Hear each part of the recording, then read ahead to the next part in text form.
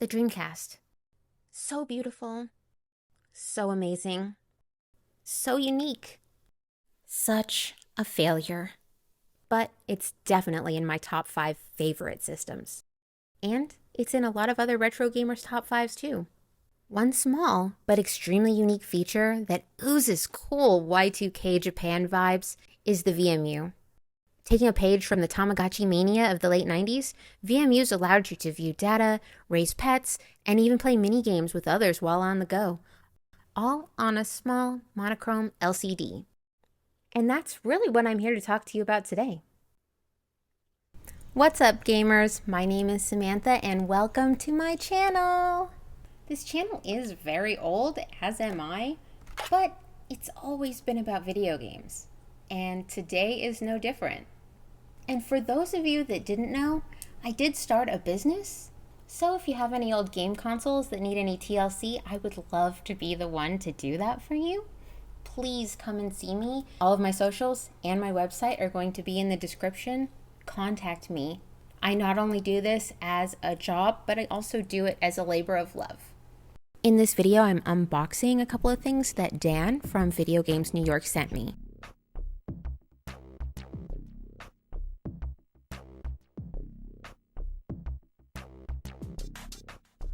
There are a few things in here. First, we have the VMU fidget converter.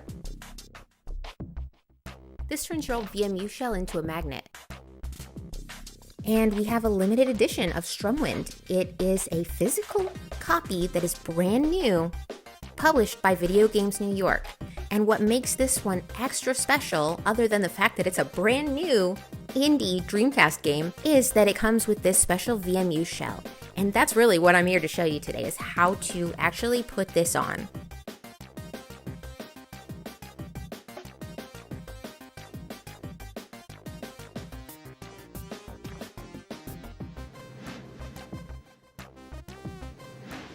Alrighty, so taking this thing apart is not a difficult process.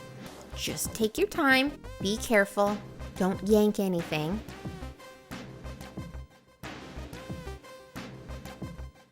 Use a small Phillips bit to get these screws out. The one I'm using is from the iFixit kit.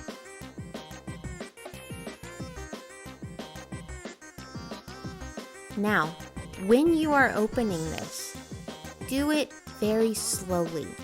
There is a speaker that is connected to the rear side of the shell that you can accidentally yank off. If you don't have nails like me, then you're gonna need to use some other kind of pry tool. Once that's disconnected, go ahead and use another small Phillips screwdriver. Both of these screws hold the VMU PCB down into the top part of the shell, so you want to make sure that you keep track of these because they are different from the screws that you would use to close the VMU shell. Carefully lift the PCB away from the rest of the shell and set it aside. In the old shell, there will be this tiny piece, which is an LCD bracket. Do not lose it and do not forget to put it in the new shell. There is a correct orientation. Carefully look at it and you should be able to figure out which way it goes. Alright, so now we're going to put the D-pad in the hole. Make sure the orientation is correct.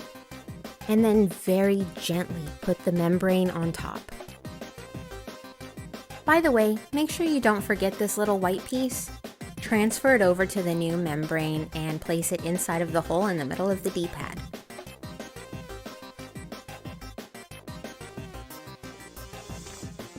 This VMU actually was in pretty good shape, but I still like to clean everything off when I'm swapping things over.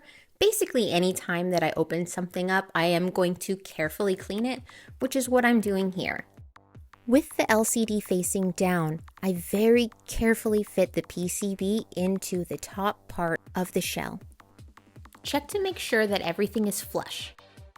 Now I'm cleaning off all of the battery contacts.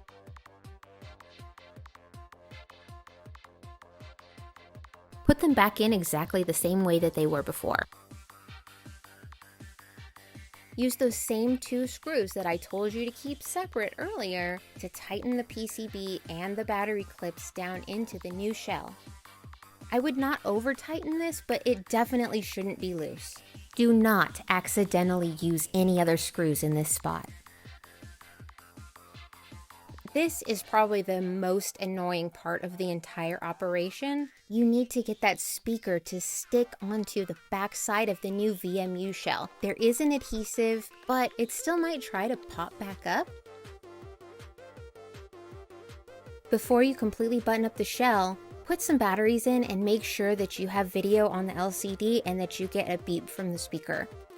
Honestly, dude, if there's one thing that I don't like, it's having to redo things because I didn't check whether or not it worked before I completely buttoned up the shell. I really don't want you to make the same mistake that I made, so make sure that when you're buttoning up the shell, you use the screws that came with the kit rather than the screws that are originally used in the old shell. They don't fit properly, and I didn't notice until it was too late. If you also get the fidget kit, you can use the old screws in the old shell. That's a much better use for them.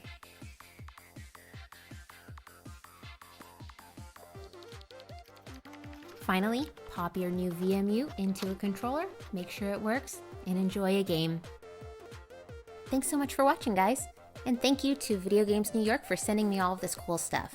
Go check out their website, and if you don't mind, give this video a like. Bye!